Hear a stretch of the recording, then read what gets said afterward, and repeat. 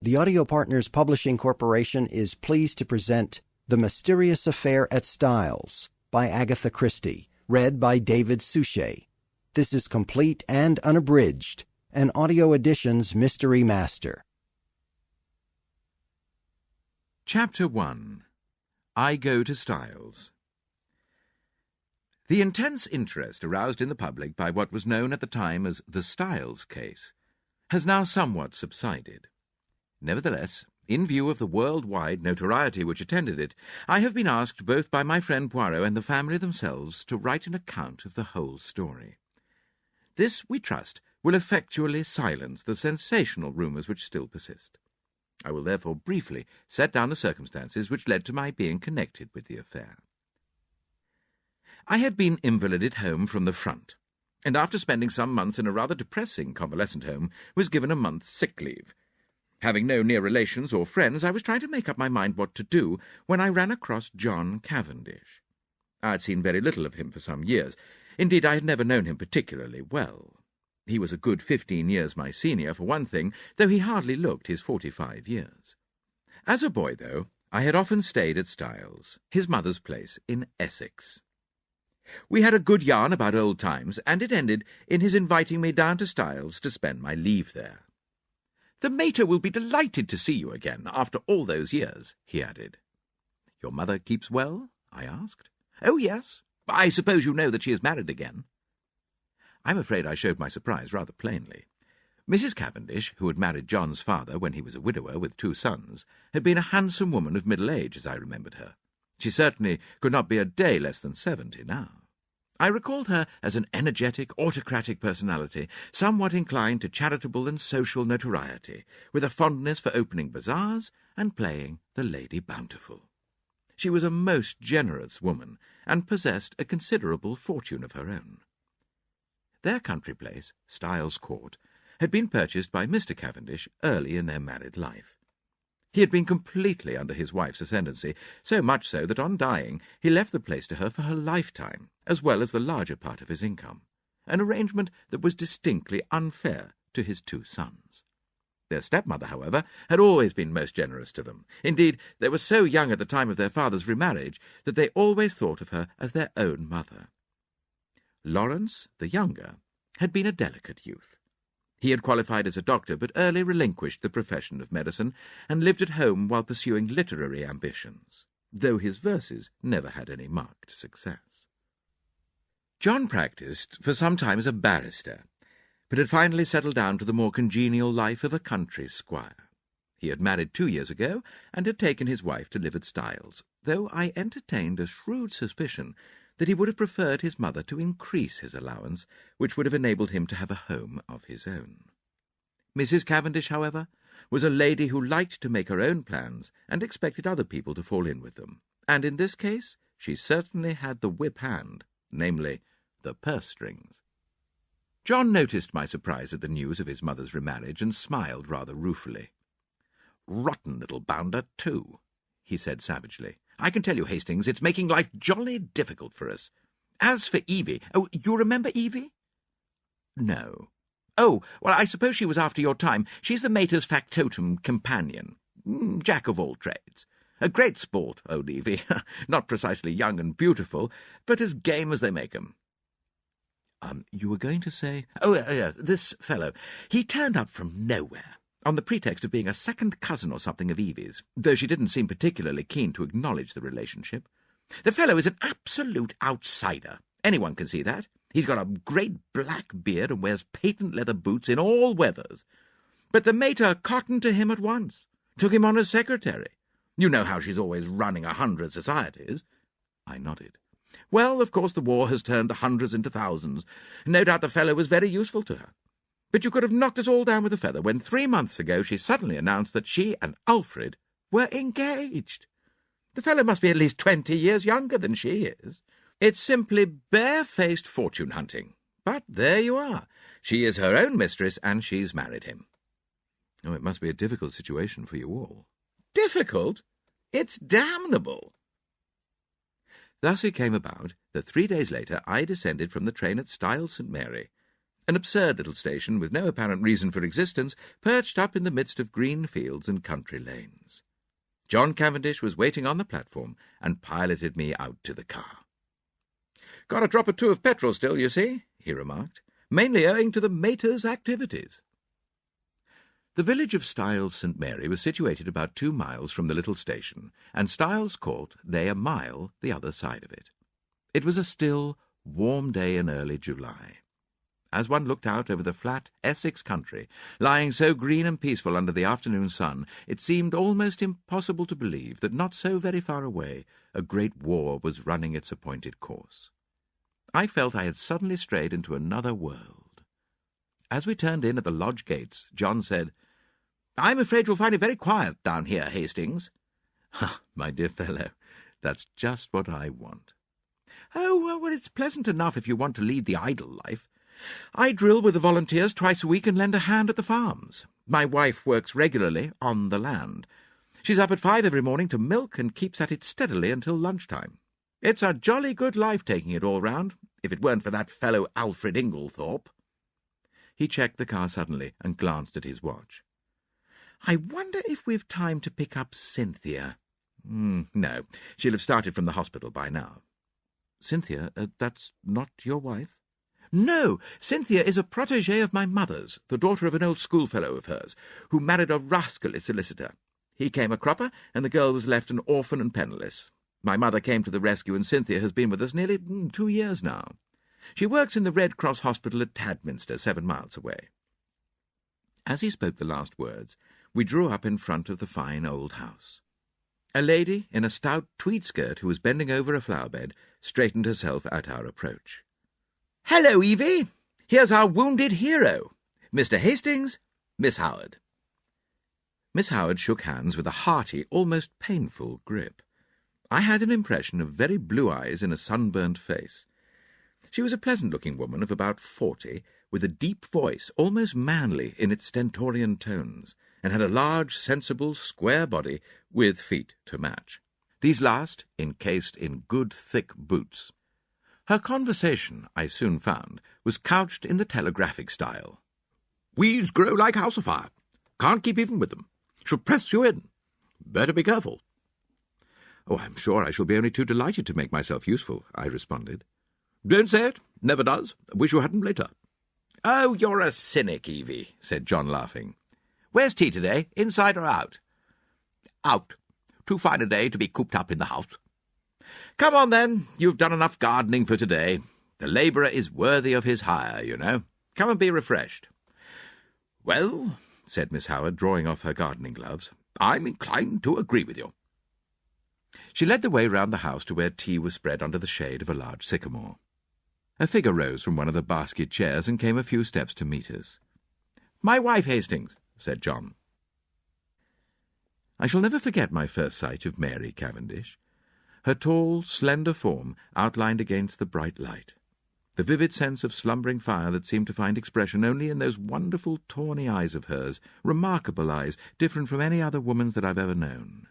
The intense power of stillness she possessed, which nevertheless conveyed the impression of a wild, untamed spirit in an exquisitely civilized body.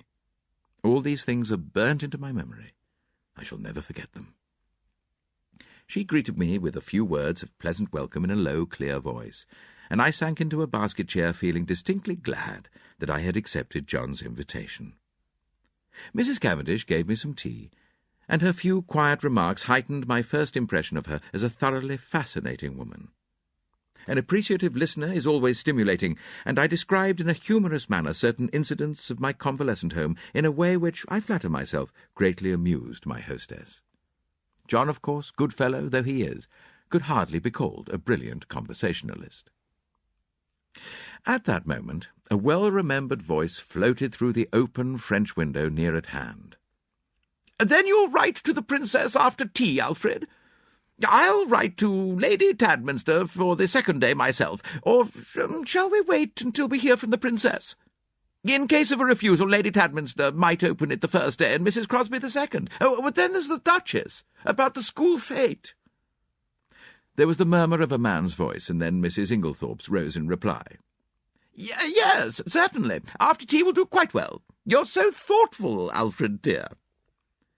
The French windows swung open a little wider, and a handsome, white-haired old lady with a somewhat masterful cast of features stepped out of it onto the lawn. A man followed her, a suggestion of deference in his manner. Mrs. Inglethorpe greeted me with effusion. "Why, if it isn't too delightful to see you again, Mr. Hastings, after all these years. Alfred, darling, Mr. Hastings. Mr. Hastings, my husband." I looked with some curiosity at Alfred Darling. He certainly struck a rather alien note. I did not wonder at John objecting to his beard. It was one of the longest and blackest I've ever seen. He wore gold-rimmed pince-nez and had a curious impassivity of feature. It struck me that he might look natural on a stage, but was strangely out of place in real life. His voice was rather deep and unctuous. He placed a wooden hand in mine and said, "Oh, this is a pleasure, Mr. Hastings." Then, turning to his wife, "Emily, dearest, I think that cushion is a little damp." She beamed fondly on him as he substituted another with every demonstration of the tenderest care. Strange infatuation of an otherwise sensible woman. With the presence of Mr. Inglethorpe, a sense of constraint and veiled hostility seemed to settle down upon the company. Miss Howard, in particular, took no pains to conceal her feelings. Mrs. Inglethorpe, however, seemed to notice nothing unusual. Her volubility, which I remembered of old, had lost nothing in the intervening years, and she poured out a steady flood of conversation, mainly on the subject of the forthcoming bazaar which she was organising and which was to take place shortly. Occasionally she referred to her husband over a question of days or dates. His watchful and attentive manner never varied. From the very first I took a firm and rooted dislike to him, and I flatter myself that my first judgments are usually fairly shrewd.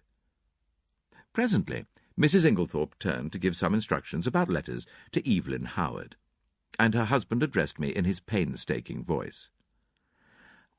"Is soldiering your regular profession, Mr. Hastings?" "No. Before the war I was in Lloyd's." "And you will return there after it is over?" "Perhaps. Either that or a fresh start altogether." Mary Cavendish leant forward. "What would you really choose as a profession, if you could just consult your inclination?" "Well, that depends." "No secret hobby?" she asked. "Tell me, you're drawn to something? Everyone is. Usually something absurd." "Well, you'll laugh at me." She smiled. "Perhaps." "Well, I've always had a secret hankering to be a detective." "The real thing? Scotland Yard? Or Sherlock Holmes?" "Oh, Sherlock Holmes by all means. No, but really, seriously, I'm awfully drawn to it. I came across a man in Belgium once, a very famous detective, and he quite inflamed me. He was a marvellous little fellow. He used to say that all good detective work was a mere matter of method. My system is based on his, though of course I've progressed rather further. He was a funny little man, a great dandy, but wonderfully clever." "Well, like a good detective story myself," remarked Miss Howard. "Lots of nonsense written, though. Criminal discovered in last chapter, everyone dumbfounded. Real crime, you'd know at once." "Well, there've been a great number of undiscovered crimes," I argued. "Oh, no, don't mean the police, but the people that are right in it, the family. You couldn't really hoodwink them. They'd know." "Well, then," I said, much amused, "you think that if you were mixed up in a crime, say a murder, you'd be able to spot the murderer right off?" "Of course I should. Mightn't be able to prove it to a pack of lawyers, but I'm certain I'd know. I'd feel it in my fingertips if he came near me." "It might be a she," I suggested. Might. But murder's a violent crime. Associate it more with a man." "Not in a case of poisoning." Mrs. Cavendish's clear voice startled me. "Dr. Bowerstein was saying yesterday that, owing to the general ignorance of the more uncommon poisons among the medical profession, there were probably countless cases of poisoning quite unsuspected." "Why, Mary, what a gruesome conversation!" cried Mrs. Inglethorpe.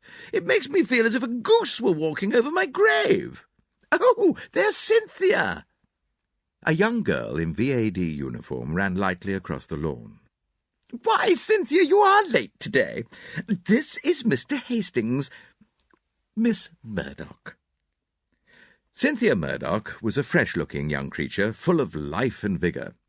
She tossed off her little VAD cap, and I admired the great loose waves of her auburn hair and the smallness and whiteness of the hand she held out to claim her tea. With dark eyes and eyelashes, she would have been a beauty.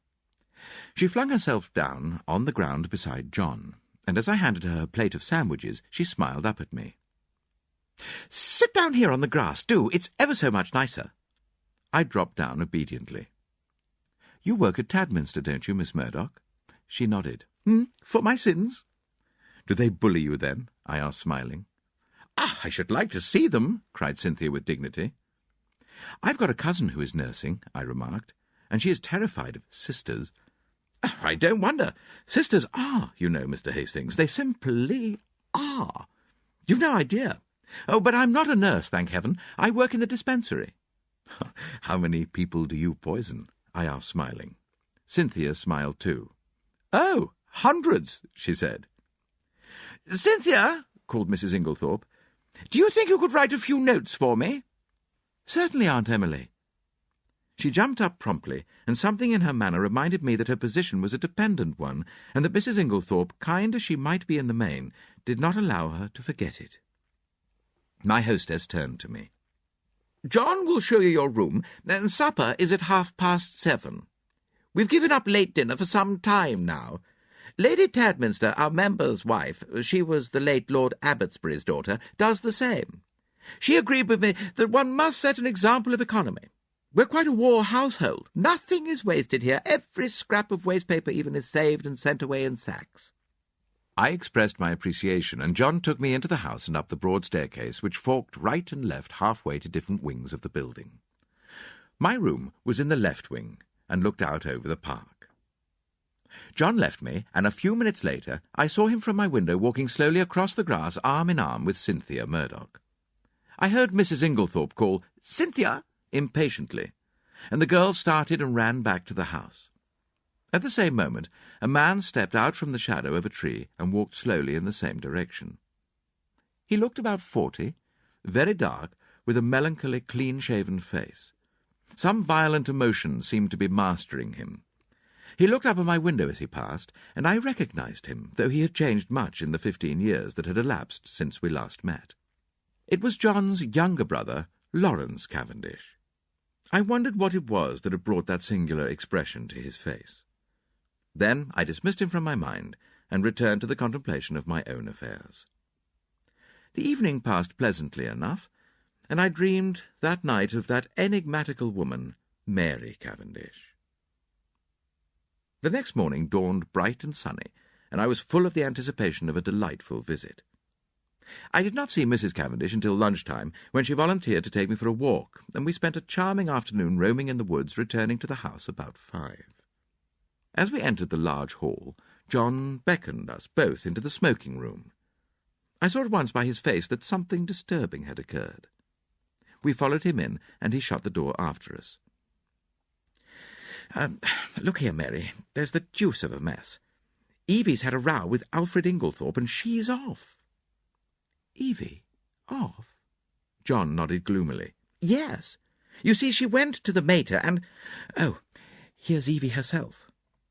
Miss Howard entered. Her lips were set grimly together, and she carried a small suitcase. She looked excited and determined, and slightly on the defensive. "At any rate," she burst out, "I've spoken my mind." "My dear Evelyn," cried Mrs. Cavendish, "this can't be true." Miss Howard nodded grimly. "True enough. Afraid I said some things to Emily she won't forget or forgive in a hurry. Don't mind if they've only sunk in a bit. Probably water off a duck's back, though. I said right out, 'You're an old woman, Emily, and there's no fool like an old fool. The man's 20 years younger than you, and don't you fool yourself as to what he married you for. Money! Well, don't let him have too much of it. Farmer Rakes has got a very pretty young wife. Just ask your Alfred how much time he spends over there.' She was very angry. Natural, I went on. 'I'm going to warn you whether you like it or not. That man would as soon murder you in your bed as look at you. He's a bad lot. You can say what you like to me, but remember what I've told you. He's a bad lot. What did she say? Miss Howard made an extremely expressive grimace. Darling Alfred, dearest Alfred, wicked calumnies, wicked lies, wicked woman, to accuse her dear husband. The sooner I left her house, the better, so I'm off. But not now. This minute. For a moment we sat and stared at her. Finally, John Cavendish, finding his persuasions of no avail, went off to look up the trains. His wife followed him, murmuring something about persuading Mrs. Inglethorpe to think better of it. As she left the room, Miss Howard's face changed. She leant toward me eagerly. Mr. Hastings, you're honest. I can trust you? Well, I was a little startled. She laid her hand on my arm and sank her voice to a whisper. Look after her, Mr. Hastings. My poor Emily. There are a lot of sharks, all of them. Oh, I know what I'm talking about. There isn't one of them that's not hard up and trying to get money out of her. I've protected her as much as I could, and now I'm out of the way. They'll impose upon her. Of course, Miss Howard, I said. I'll do everything I can. But I'm sure you're excited and overwrought. She interrupted me by slowly shaking her forefinger. Young man, trust me. I've lived in the world rather longer than you have. All I ask you is to keep your eyes open. You'll see what I mean. The throb of the motor came through the open window, and Miss Howard rose and moved to the door. John's voice sounded outside. With her hand on the handle, she turned her head over her shoulder and beckoned to me. Above all, Mr. Hastings, watch that devil, her husband. There was no time for more. Miss Howard was swallowed up in an eager chorus of protests and goodbyes. The Inglethorpes did not appear. As the motor drove away, Mrs. Cavendish suddenly detached herself from the group and moved across the drive to the lawn to meet a tall, bearded man who had been evidently making for the house. The colour rose in her cheeks as she held out her hand to him. "Who is that?" I asked sharply, for instinctively I distrusted the man. "That's Dr. Bowerstein," said John shortly. "Oh, and who is Dr. Bowerstein?" "He's staying in the village doing a rest cure after a bad nervous breakdown. He's a London specialist, a very clever man, one of the greatest living experts on poisons, I believe." "And he's a great friend of Mary's," put in Cynthia, the irrepressible. John Cavendish frowned and changed the subject. "Come for a stroll, Hastings. This has been a most rotten business. She's always had a rough tongue, but there is no stauncher friend in England than Evelyn Howard." He took the path through the plantation, and we walked down to the village through the woods which bordered one side of the estate. As we passed through one of the gates on our way home again, a pretty young woman of gypsy type, coming in the opposite direction, bowed and smiled. "That's a pretty girl," I remarked appreciatively. John's face hardened. "That is Mrs. Raikes." "Oh, the one that Miss Howard—" "Exactly," said John, with rather unnecessary abruptness. I thought of the white-haired old lady in the big house, and that vivid, wicked little face that had just smiled into ours, and a vague chill of foreboding crept over me. I brushed it aside. "Styles is really a glorious old place," I said to John. He nodded rather gloomily. "Yes, it's a fine property. It'll be mine some day. Should be mine now by rights if my father had only made a decent will, and then I shouldn't be so damned hard up as I am now." "Hard up, are you?" "Oh, my dear Hastings, I don't mind telling you that I'm at my wit's end for money." "Well, couldn't your brother help you?" "Lawrence? He's gone through every penny he ever had, publishing rotten verses in fancy bindings. No, we're an impecunious lot. My mother's always been awfully good to us, I must say. That is, up to now. Since her marriage, of course—" He broke off, frowning. For the first time I felt that, with Evelyn Howard, something indefinable had gone from the atmosphere. Her presence had spelled security. Now that security was removed, and the air seemed rife with suspicion. The sinister face of Dr. Bowerstein recurred to me unpleasantly. A vague suspicion of everyone and everything filled my mind. Just for a moment I had a premonition of approaching evil.